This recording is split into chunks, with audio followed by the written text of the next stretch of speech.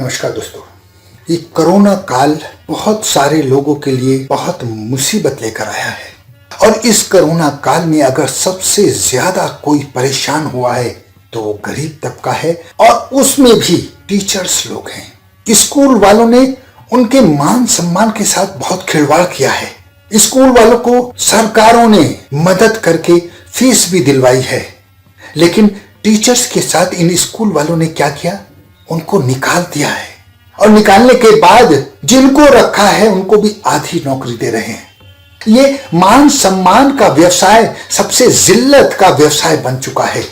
आज सीधे सीधे टीचर को कहा जाता है कि अगर नौकरी करनी है तो आधी तनख्वाह में करो, नहीं तो कहीं और देख लो।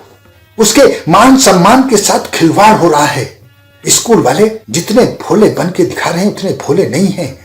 अभिभावकों से सारी फीस जमा की है और टीचर्स को आधी दे रहे हैं, उसमें से भी आधे से ज्यादा टीचर्स को स्कूल से निकाल चुके हैं। इस दौर में टीचर अपनी इज्जत बचाने को मजबूर है, क्योंकि टीचर है ना, किसी के आगे हाथ नहीं फैला सकता है। अपनी जेवर बेचकर, अपनी एफडी तोड़कर, अपनी छोटी मोटी चीजें बेचकर अपनी इज्जत बचा रहा है।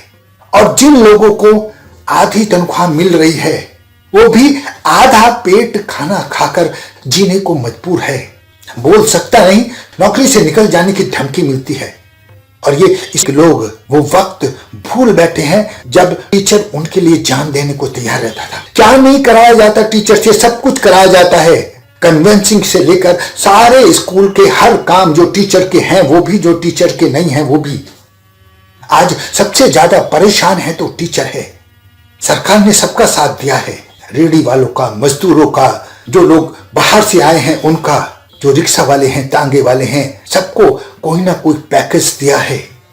अगर सरकार का ध्यान कहीं नहीं गया है तो वो सिर्फ टीचर है।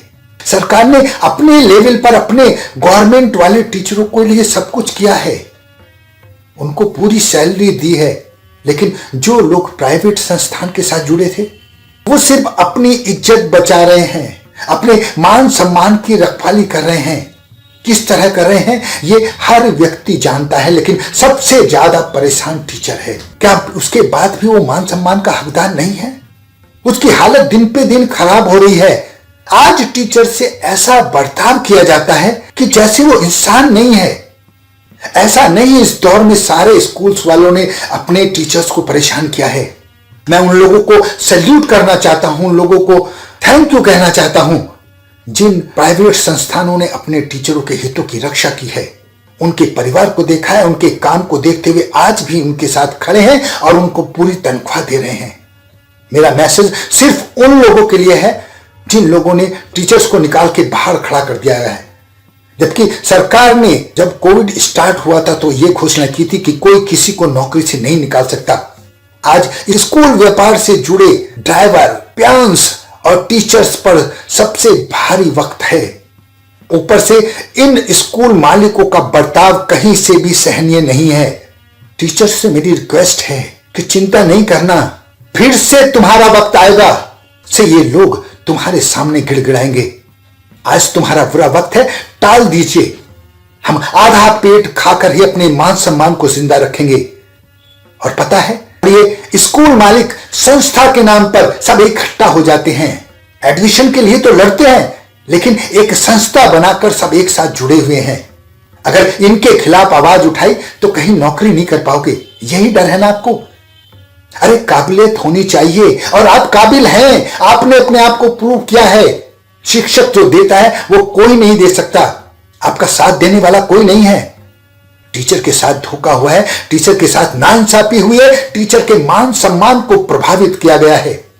आप लोग भी एक संस्था बनाइए, प्राइवेट टीचर एसोसिएशन होनी चाहिए जहां आपकी बात सुनी जाएगी।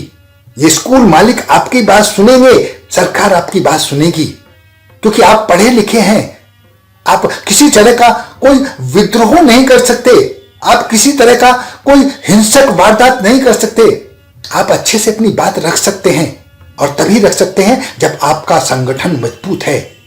ऐसा संगठन बनाइए जहां टीचरों के हितों की रक्षा हो। हमारा मकसद किसी से लड़ना नहीं है, लेकिन हमारा मकसद अपना मान सम्मान बचाना तो है। आधी नौकरी मिलने के बाद भी नौकरी से बाहर निकालने की धमकी कब तक सहते रहोगे? मुझे दर्द पता है क्योंकि मैं एक टीचर हूं। मुझे दुख पता है क्योंकि मैं एक टीचर हूं। मैं आपका एक हिस्सा हूं। दुनिया के हर काम आप लोग करते हैं और जब गाज गिरनी होती है तो सबसे पहले आपका नंबर आता है। इसे और सहन मत कीजिए। पढ़े लिखे लोगों की तरह सरकार के सामने अपनी बात रखिए। जब ये स्कूल मालिक आपको धमकी दे सकते हैं तो आप अपनी संगठन के थ्रू उनसे बात कर सकते हैं। एक संगठन ना होने की वजह से आप पिसते चले आ रहे हैं और पिसते रहेंगे अगर आपने मेरी बात नहीं मानी तो। आज दुनिया के हर कोने में सिर्फ प्राइवेट एसोसिएशन से जुड़े हुए टीचर ही सबसे ज्यादा दुखी हैं। ठीक मान नहीं सकते तो टीचर है ना, मान सम्मान तो बचाना ही है। और मेरी रिक्वेस्ट है उन स्कूल मालिकों से भी कि नौकरी से निकालना है निकाल दीजिए, लेकिन टीचरों के मान सम्मान के साथ खिलवाड़ मत कीजिए। ये हाय अगर लग गई, ईश्वर को अगर बुरा लग गया तो तुम्हारे लिए भी अच्छा नहीं होगा। बुरे वक्त में किसी की हाय मत लीजिए। आप तो सारे बच्चों से फीस ले रहे हैं, भले 3 महीने बाद मिली या 6 महीने बाद मिली, लेकिन आपको मिल गई है। लेकिन टीचर को कुछ नहीं मिला है। आप उनके हितों की रक्षा नहीं कर पाए। वो आपके अच्छे वक्त में आपके साथ खड़ा था।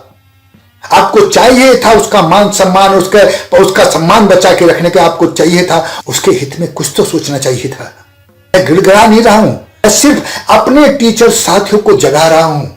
अच्छे से संगठन बनाकर अपनी बात रखिए और गंदे लोगों को दिखा दीजिए कि हम में भी शक्ति है, हम में भी ताकत है, हम भी कुछ कर सकते हैं।